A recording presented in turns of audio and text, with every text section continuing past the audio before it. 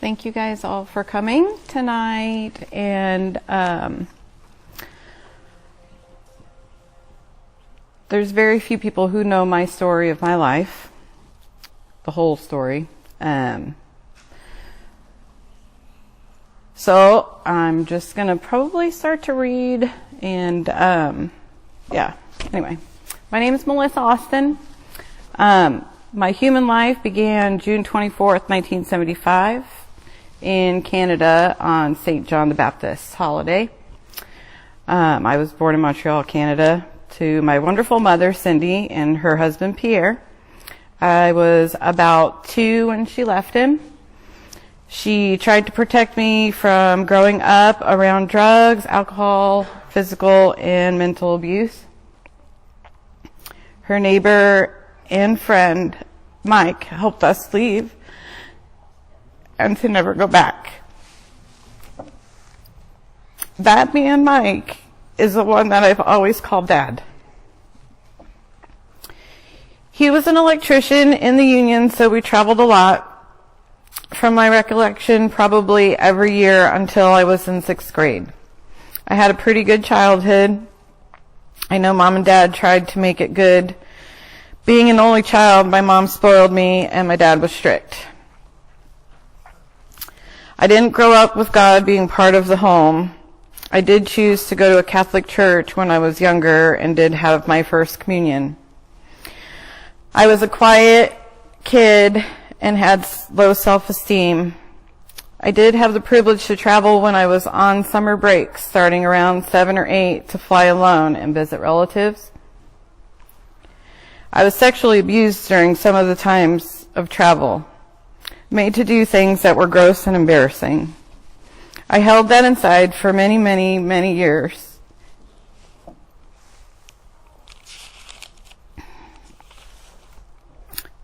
Looking back on my childhood, I would say that my mom, bless her heart, was very broken and codependent. My father was supportive, but yet controlling. I really didn't have many friends until 6th grade. I'm so sorry, guys.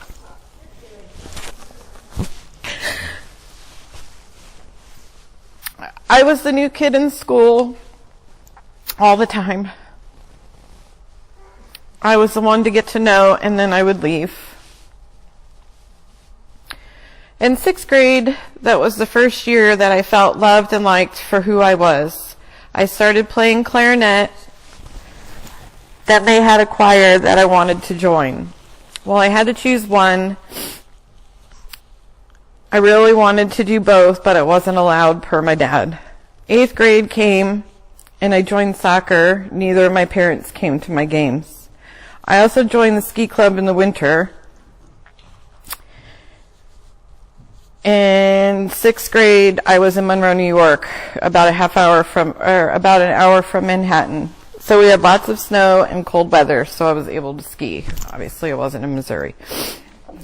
Then Dad and I started skiing together. Mom would go watch the people. We tried to reconnect as a family. It worked for a bit, but then I started going to parties or hanging out at the fire station with friends. I learned to drive, then got a driver's license, and Dad gave me my mom's Blazer to drive.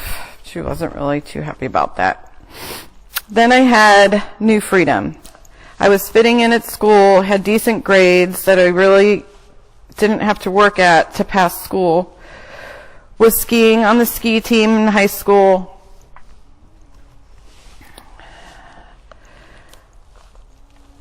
I would say that my first drink, first cigarette, and hit off a joint was when I was about 13 years old. It didn't happen a whole lot, though, until I was about 16. I became a smoker. I would say that I cannot remember everything on a timeline basis, but I was definitely casual drinking, smoking, and smoking weed throughout high school. I fit in with many different crowds, but I was too shy and insecure to know what to have a conversation about. I think somewhere in there I learned that those substances made it easier for me to come out of my awkward shell of not knowing how to love myself or even to know who I was. I felt that growing up, I wasn't allowed to be me and make my own choices. At that point in time of my life,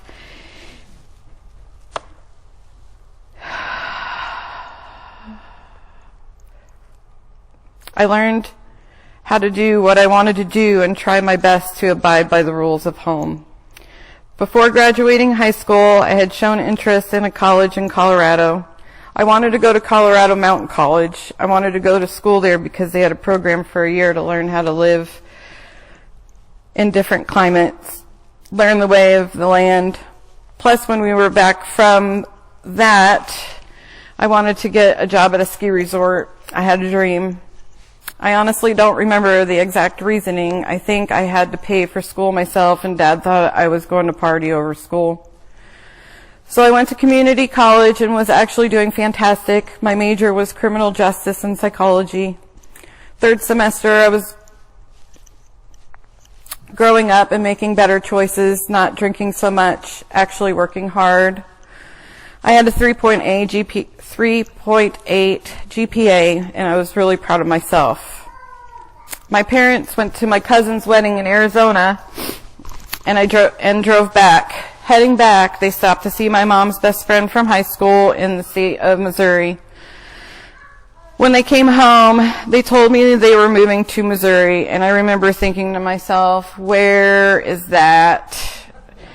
But I was a New York teenager, and I said it in different form, but we're in church, so. I had gotten upset, and I had tried to stay in New York, but I didn't think that I could do it on my own, so I moved to Florida with my high school boyfriend that left with his family after graduating. He was a couple years older than me, so in March of 1995, I moved myself to Florida. I left behind one semester left to complete and a loaded heart of resentment towards my parents.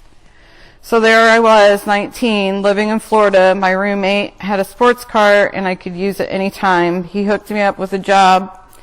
I was done at 3:30 in the afternoon, having enough time to go to the pool or beach to tan, make food, and go out.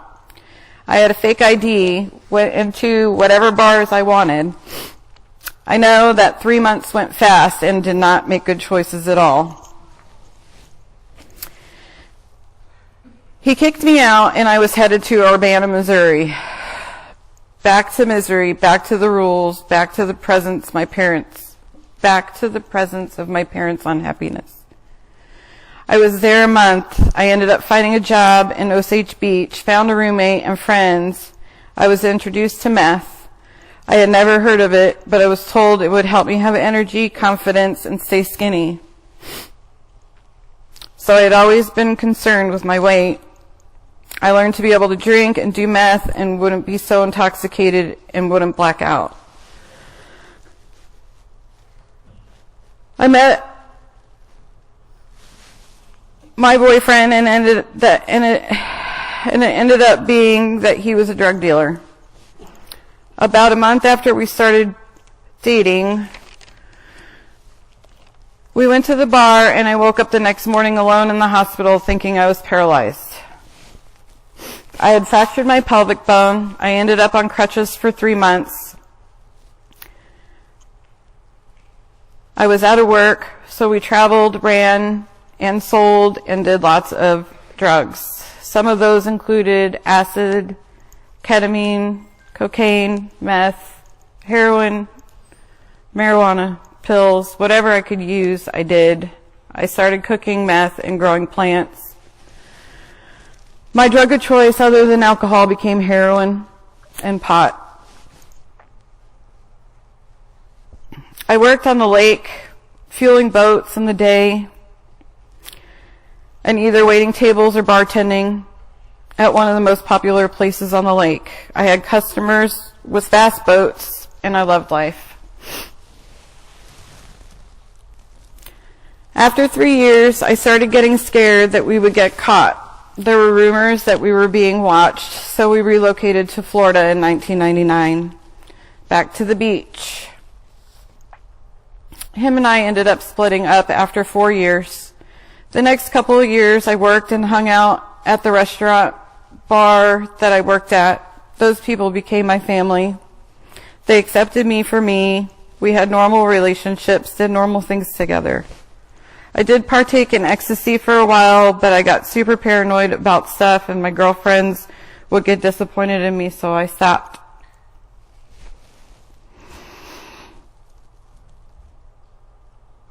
I stopped using hardcore drugs. I continued to drink, though, every day. I met a woman that asked me to go to church with her, and I went a few times with her. I actually loved it when I went, but drinking and fear overruled my choices, and I stopped going to church. I got fired for the first time in my life. Got a new job, and I met Zoe's dad in 2002. We fell in love, and life was grand. I was 27 years old in 2002. We went to Vegas and got married. I got pregnant for the first time, sober, since I was 15 years old. I was sober for 8 months. We bought a home in Florida. In 2005, the most precious gift was born. So we may. God blessed me with a child, and I became a mama. In 2006, Tim and I moved to Missouri to be near my parents and closer to his family. We bought a home in Belton, got jobs, new cars, and life was grand again. The only problem, though, is that I was still drinking. I had a problem. I could not just drink a couple. I had to finish what I bought. At this point, I was putting down a 1.75 liter almost daily. We divorced in 2009. My pride at the time did not want to fix anything. Sorry, can't see. I wanted things my way. I wanted to control the situations in our lives. We did not let God do that. We had not let Him in our lives. My brain was so messed up, and I gave up. I took our daughter to live with me. She saw her dad on Wednesdays and weekends. I will say, though, through all my choices in decisions that Tim and I tried, and still do try to work amicably for our daughter.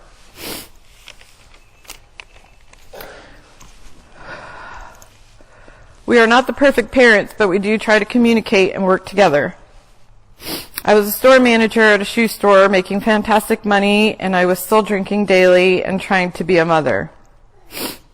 I met Trevor's dad in 2012. He went to jail a month later.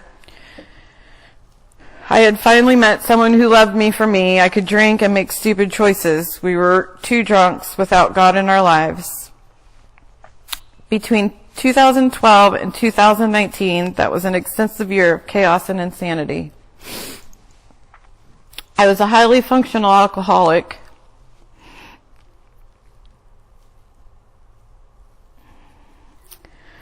When he got out of jail, he had to go to the VA for recovery. I went to my first detox. I was getting so drunk, breaking things, driving with my daughter, got fired. I was tired of being drunk. I went to detox in Kansas City in 2013, and it was terrible. I did not belong there with those people. I don't remember how many days it took me to drink, but I did. I think that it was weekends only, then only this many drinks a night, and then it went back to every day. Then I went to St. Joe for a 30-day treatment. That was awesome. I finally felt relieved and good about myself. I got home, went back to work, everything was great, right back to life, but sober.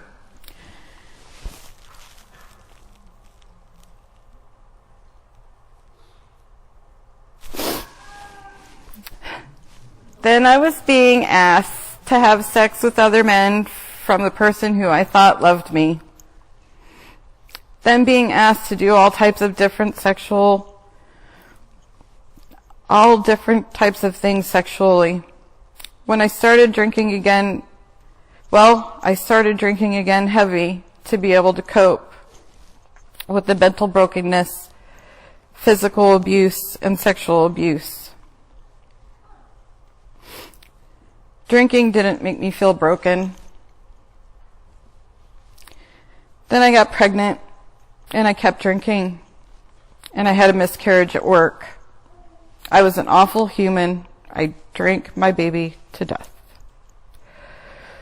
I lost it at 3 months. Who does that? I did, and I did not want to live. Then I got pregnant 5 months later. I quit again, this time for my pregnancy, again 14 years later. I stayed with the dad.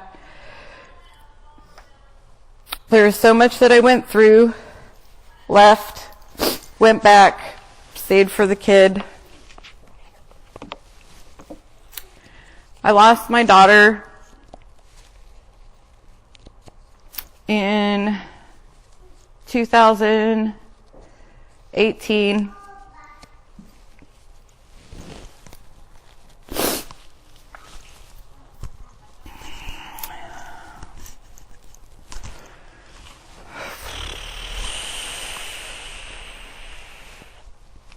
Because of drinking.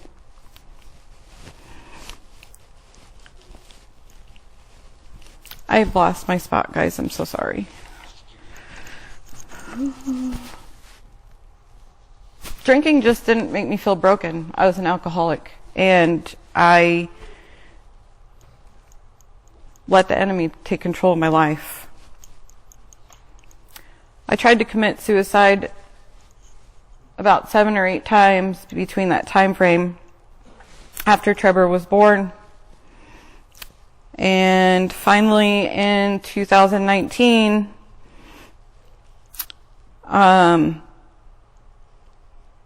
I got really drunk, and I was beat, and I took all the pills that I could find, and I overdosed.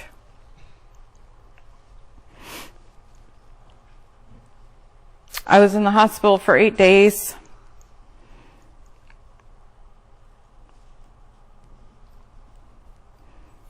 My son got taken to his grandparents' house in Mount Vernon because family division found his dad drunk on the lawn with my 4-year-old baby running around in the front yard. So that was the last straw. I had to leave the abuse. I went and got a restraining order. It was complete insanity.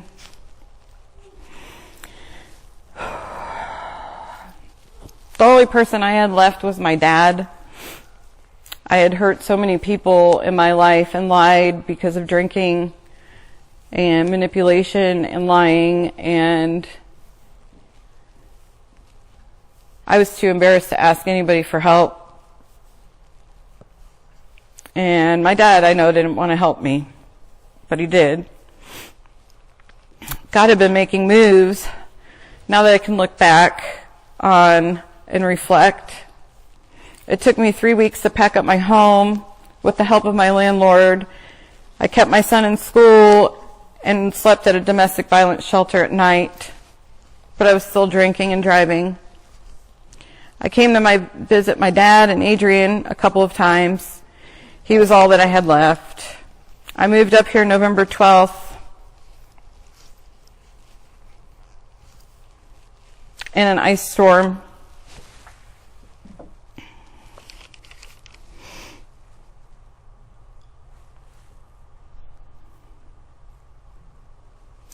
I know in the 43 years, because I'm 45 now, in the 43 years, God was persistent with me because I'm still here.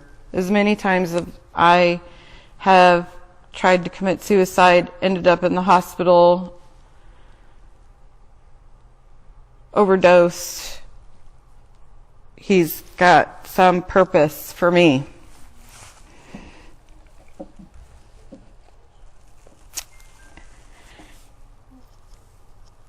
So within that 43 years, he was persistent, God was, and he had reached me and fervently pushed me, and I didn't recognize it at the time. He had provided me an amazing amount of mercy and grace. And I didn't even know what those words meant a little over a year ago. One of the staff members at the Lily's house, she would tell me these words, and I was like, what is that? I don't know what those words mean. I was accepted into the Lily's house 4 days after I moved up to Adrian. I went to the Lily's house broken, drunk, in denial, empty, codependent, abused, at my rock bottom. I needed help before I lost both of my children, and I was so very tired. The first 3 months were so rough mentally. I didn't know anything about the Bible. I didn't know what humble meant scripturally. I didn't understand the stage of denial. The people involved were Christian, and I didn't need God. I just needed to know how to stay sober and move on. Well, God showed me, and I needed him. Everywhere I looked or read in groups, any stores that I went to, anywhere I went, church, daycare, I kept seeing a verse that read, I can do all things through Christ who strengthened me. Philippians 4:13. I saw that scripture for 3 months, and I still do. So that's my verse. And I attended Life Issues the Friday after my son and I moved into the Lily's house, November 22nd. I raised my hand in prayer when Steve Fleshman asked if anyone would like to be saved. I remember thinking to myself, well, I guess it can't hurt. My life is a hot mess. So that was my first time I put my pride aside and I raised my hand. After that, I attended the women's group and I felt awkward and out of place, which was a normal feeling for me. The ladies were speaking about the Bible and I was so lost and confused. I had no clue. At the end, Linda encouraged me to read the Bible and I asked her how. From the front to the back, just open it up, pick something. How? I asked her. She said, start with John. So I started with John. I carried my Bible everywhere I went and a handful of other devotions that I read every day. I didn't understand them completely at first, but I was consistent reading any opportunity that I had. I had lots of questions, a lot of questions. I drove Ashley and Sarah nuts. I couldn't phase up, so I was getting frustrated. I thought to myself, I am doing everything and these people are crazy. Ha, joke on me. I was the crazy one. But I still was at the mercy of the Lily's house, so I kept on reading the Bible. I would walk on the treadmill in the morning with my Bible, ride in the van with my Bible. It went everywhere with me.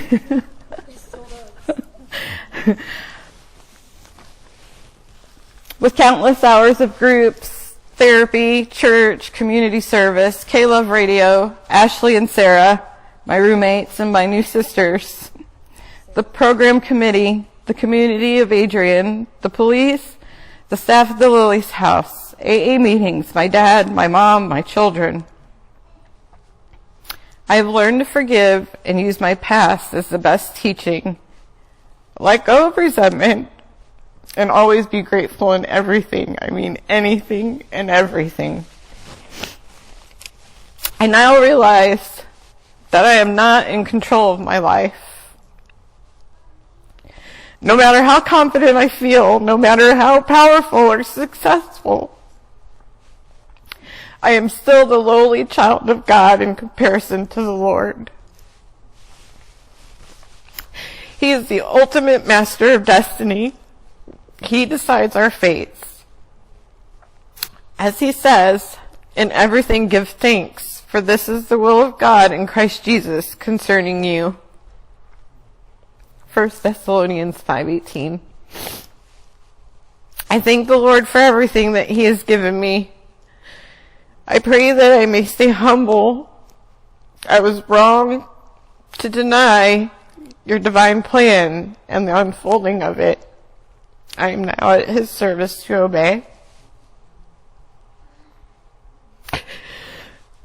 I encourage everyone battling something in their lives to give it to God wholeheartedly and completely surrender. No matter what has been done in your past, He is there waiting for you. He was for me. Nothing that I have ever done will ever separate me from Him. I have been redeemed. I have been set free from bondage. My chains have been broken, and I am free of guilt, shame, and regret. I wake up every day praying to be righteous like Jesus, to have integrity, to love like Jesus did, dying on the cross for all of us, for our sins to be forgiven. That is what I desire to be like, how to live my life now. I now have a growing relationship with my daughter. She is with me every other week for 7 days. Her dad and I alternate. She is attending church, helping in children's church, attending youth group, volunteering in town, and bowling with the elderly. We are setting her up with wise people. She has worked very hard in school, and she's learning to trust me again. She's a wonderful young lady. Trevor is doing fantastic in school, a happy 6-year-old boy. I have the best relationship with my dad that I've ever had in my life. And that is all to the glory of God. As a young girl, I was stripped of my innocence and the enemy took over my life. I never thought I would love myself and be a happy person. Jeremiah 29:11 says, "For I know the thoughts that I think toward you, saith the Lord, thoughts of peace and not evil, to give you an expected end." Thank you. I'm done.